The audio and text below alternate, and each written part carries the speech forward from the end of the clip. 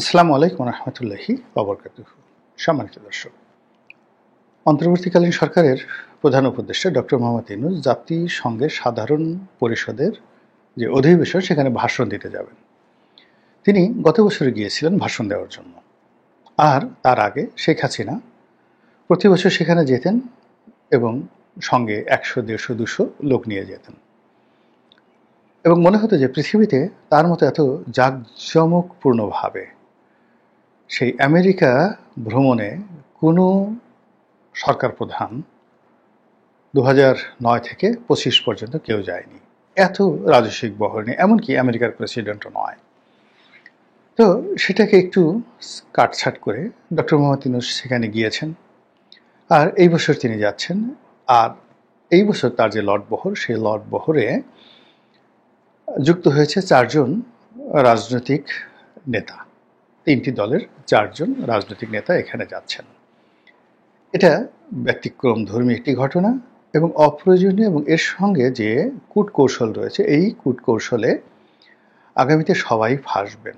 এই বিষয়গুলো নিয়ে আলোচনা করব। তার আগে আমি যেটা ব্যক্তিগতভাবে বলে নিই, জাতিসংঘের যে গুরুত্ব এই মুহূর্তে, এটা মনে হচ্ছে যে ইউরোপ এবং আমেরিকার যে এজেন্ডা গরিব দেশগুলোর উপর প্রতিষ্ঠা করার জন্য যে একটা কূটচাল, এই কূটচাল প্রতিষ্ঠা করার একটা হাতিয়ার।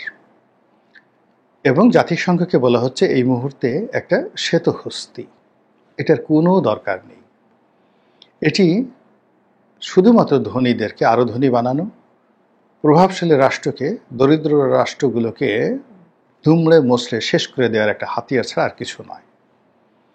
এজন্য একটা সময় এই জাতিসংঘকে চ্যালেঞ্জ জানিয়ে কাউন্টার একটা অর্গানাইজেশন হয়েছিল, জোট নিরপেক্ষ আন্দোলন। মানে সারা দুনিয়াতে এটা যাকে বলে একটা বিরাট যাকে বলে আলোড়ন তৈরি করে ফেলেছিল, এবং এটা জাতিসংঘের চেয়ে এটা গুরুত্বপূর্ণ হয়ে পড়েছিল। পরবর্তীতে মার্কিন সাম্রাজ্যবাদের চাপে এই জোট নিরপেক্ষ আন্দোলনটি আর টিকতে পারেনি। তো যা হোক, এখন এই জাতিসংঘর বিভিন্ন প্রতিষ্ঠান, তাদের যে মানবাধিকার সংগঠন, তাদের ওয়ার্ল্ড হেলথ অর্গানাইজেশন, এরপর তাদের ইন্টারন্যাশনাল কোর্ট অফ জাস্টিস, নানা প্রতিষ্ঠান, হাজার হাজার অভিযোগ। তাদের ইন্টারন্যাশনাল কোর্ট অফ জাস্টিস, ইসরায়েলের যে প্রধানমন্ত্রী নেতানিয়াহু, তার একটা পশম টাচ করতে পারছে না। ডোনাল্ড ট্রাম্পের একটা পশম টাচ করতে পারছে না। অথচ তারা যদি চায়, এখন ডক্টর মোহাম্মদ ইউনূসকে, শেখ হাসিনাকে উইদিন ১ ঘন্টার মধ্যে বাংলাদেশ থেকে ধরে নিতে পারে।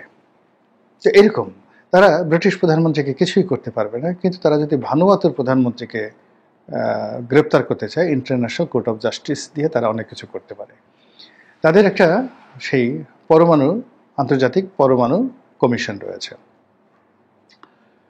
এটা দিয়ে তারা ইরানের সর্বনাশ ঘটাতে পারে, ইরাকে যুদ্ধ চালাতে পারে, কিন্তু এটা দিয়ে তারা ইসরায়েলের ভিতরে প্রবেশ করে তাদের একটা স্থাপনা দেখবে, এই ক্ষমতা জাতিসংঘের নেই।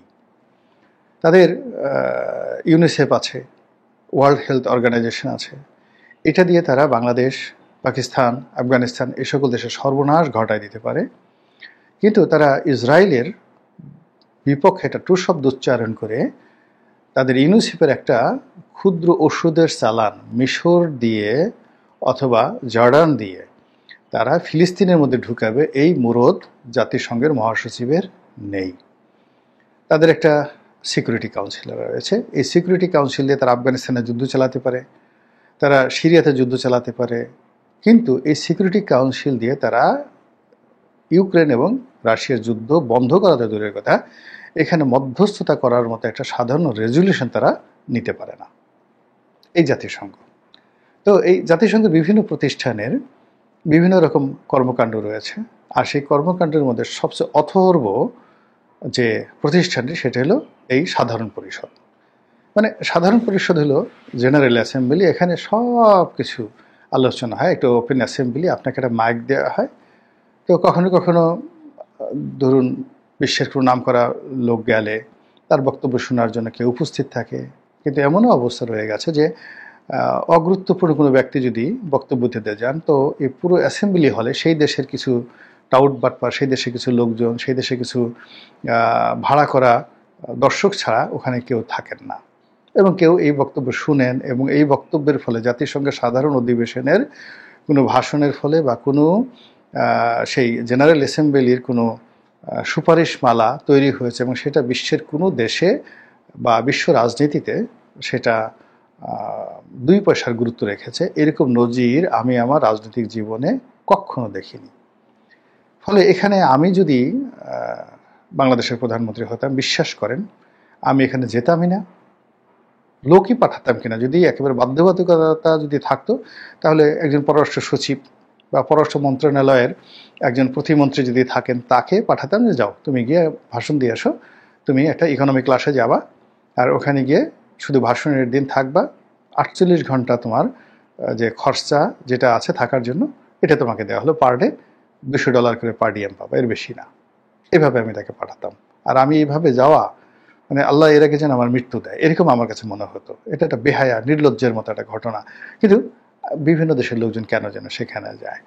তারপরে আমি দেখলাম যে এখানে আমাদের দেশের যেভাবে লটবহর যায়, তার সঙ্গে পাল্লা দিয়ে যদি আপনি ইউরোপের কথা চিন্তা করেন, আমি দেখলাম যে জার্মানির অ্যাঞ্জেলা মার্কেল, তিনি একটা ছোট ব্রিফকেস নিয়ে একা একা তিনি সেখানে গেলেন, এবং ভাষণটা দিয়ে আবার ফিরতি ফ্লাইটে তিনি সেখান থেকে ফেরত চলে এলেন।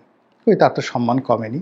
তো সেখানে আমাদের মন্ত্রী, সচিব, ব্যবসায়ী, আমলা কামলা এদেরকে নিয়ে এই বিরাট একটা বহর নিয়ে এই যে আমেরিকার যে যাত্রা, বিশ্বাস করেন বারবার শুধু আমাদের দেশে গরিব মানুষ যারা বিড়ি খায়, যারা রিক্সা চালায়, যারা ফুটপাতে বসে খেলনা বিক্রি করে, তাদের অর্থ ব্যয় করে আমেরিকার সবচেয়ে বিলাসবহুল 5 স্টার 7 স্টার হোটেলে আমাদের মন্ত্রী এমপিরা এই গরিব মানুষের টাকা দেয়, সেখানে থাকেন। বাংলাদেশের চার্টার প্লেনগুলো মানে পুরো একটা বিমানকে ভাড়া করে নিয়ে বিমান বাংলাদেশ এয়ারলাইন্সে সেখানে গিয়ে বসিয়ে রাখা, তারপরে শেষে আবার সেখান থেকে এসে বাংলাদেশে একটা বিরাট বিজয় উৎসব করা, যে এই আমেরিকাতে ভাষণ দিয়ে এসেছি না জানি কী করি, এর চেয়ে আসলে বালখিল্য আমার কাছে মনে হয় না। এবং সেই বালখিল্য রাজনৈতিক নেতারা রাজনৈতিক কারণে অতীতে করেছেন। কিন্তু আশ্চর্যের ব্যাপার হলো যে আমি দেখলাম যে বঙ্গবন্ধুর জামানাতে একবার তিনি যাননি, তিনি একবারই শুধু গিয়েছিলেন। একবার দেখলাম যে ডক্টর কামাল হোসেন ভাষণ দিয়েছেন।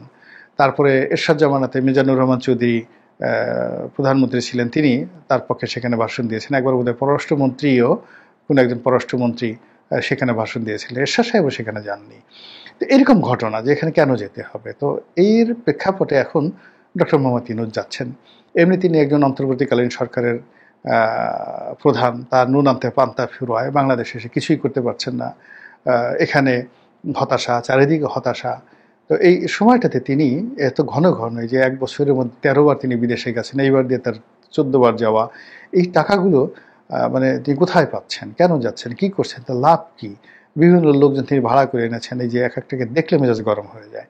মানে যাদের ফুটফাট করে ইংরেজি বলে, তারপরে যখন ছবি তোলার দরকার হয়, আপনি ওই যে সিনেমার যে অনন্ত জলিল যেভাবে ছবি তুলে বুকটা ফুলিয়ে পেটটা ভিতরে নিয়ে, মানে যাকে বলে শরীর চেপে, দেখবেন যে একজন মানুষ অনন্ত জলিলের ছবির কথা চিন্তা করেন, অর্থাৎ অনন্ত জলিল যখন ছবি তুলে, সে তখন করে কি, তার যে পেটটা ভিতরে নিয়ে তারপরে শেষে সিনাটা ফুলিয়ে তারপরে গাল গম্ভীর করে সে ছবি তোলার চেষ্টা করে।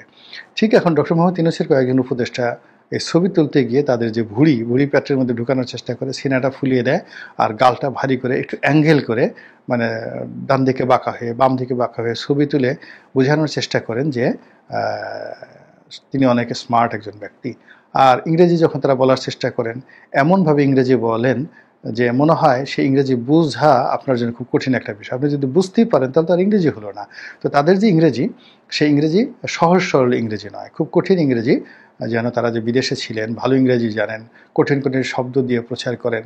তো এরকম কতগুলো যাকে বলা হয় মানে আমাদের এই সমাজে সাধারণভাবে চলাচল করেন না, এরকম কতগুলো মানুষকে নিয়ে তিনি ঘোরাফেরা করেন, এবং এদেরকে নিয়ে আবার তিনি আমেরিকাতে যাচ্ছেন সেই ব্যবসা বাণিজ্য কী করবেন না করবেন, কি ভাষণ দেবেন না দিবেন এজন্য।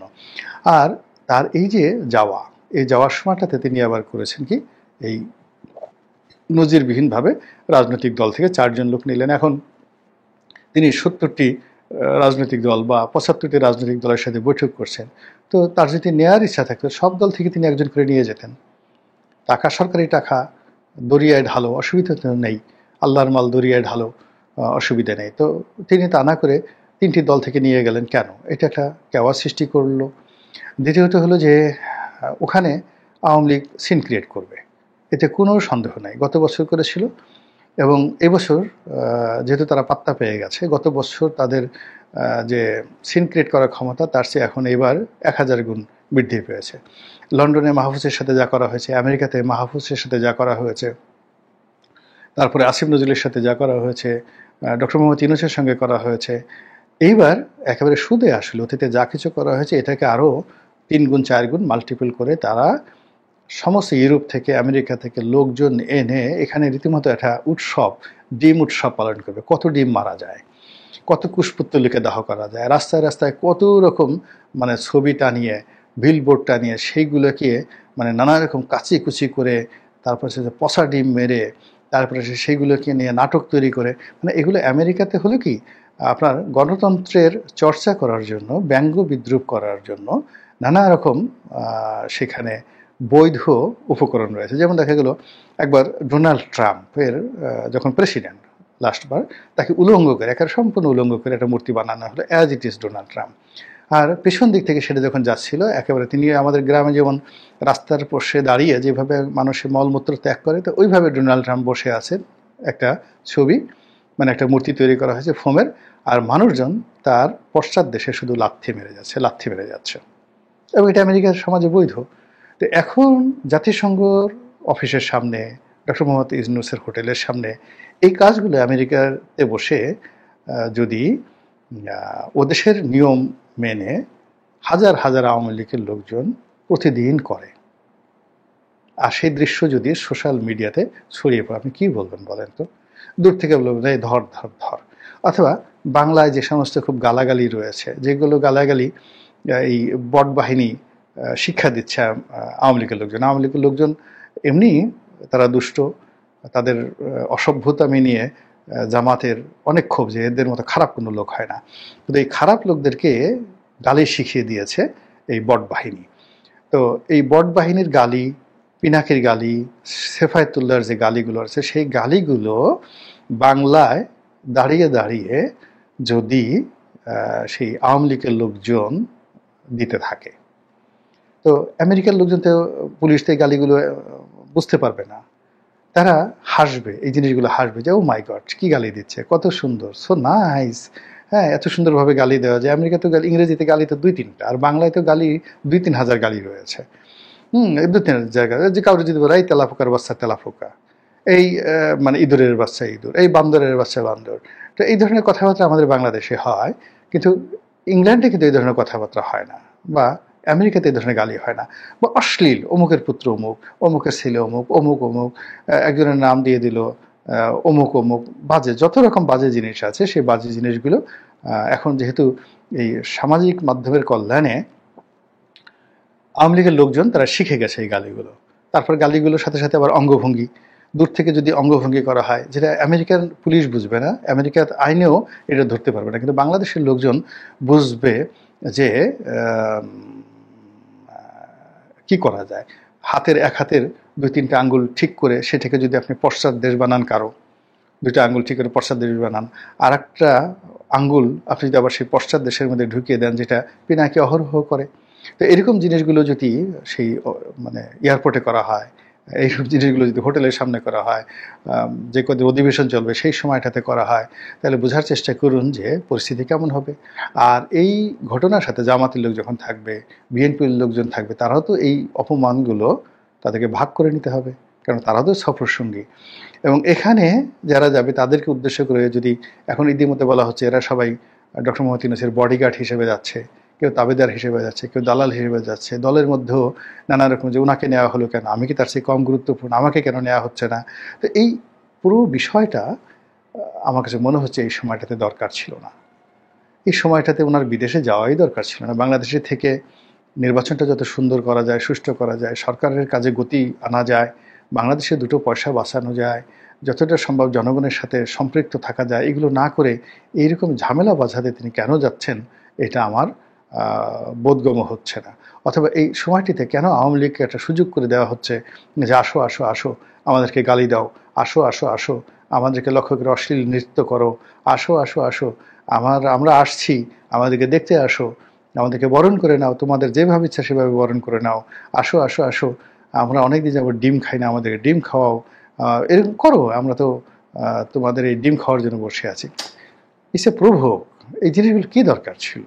কাজেই সবাই যে উনি যাওয়ার জন্য অনেকদিন যাবৎ আমাদের দেশে বিনোদন হয় না, মানুষের মনে অনেক দুঃখ কষ্ট। ফলে এই সমস্ত আওয়ামী লীগের যে তাদের যে লঙ্কা কাণ্ড তারা লন্ডনে করেছে ইউনূসের সময়, ইউনূসের ভিজিটের সময়, মাহফুজের ভিজিটের সময়, তো এই জিনিসগুলো বা আসিফ নজরুলের সাথে সুইজারল্যান্ডে এয়ারপোর্টে যে ধরনের ঘটনা ঘটা হয়েছে, এগুলো মানুষ কোটি কোটি মানুষ দেখেছে এবং মনে হয়েছে যে এর চাইতে উত্তম সুচিত্রা বলেন, তারপর শেষে মধুবালা, দিলীপ কুমার বলেন, তারপরে রাজকুমার বা রাজেন্দ্র কুমার, মধুবালার দৃশ্য বলেন, মানে সব ফেল, মীনা কুমারী দৃশ্য ফেল, পাখিজার সেই দৃশ্য ফেল।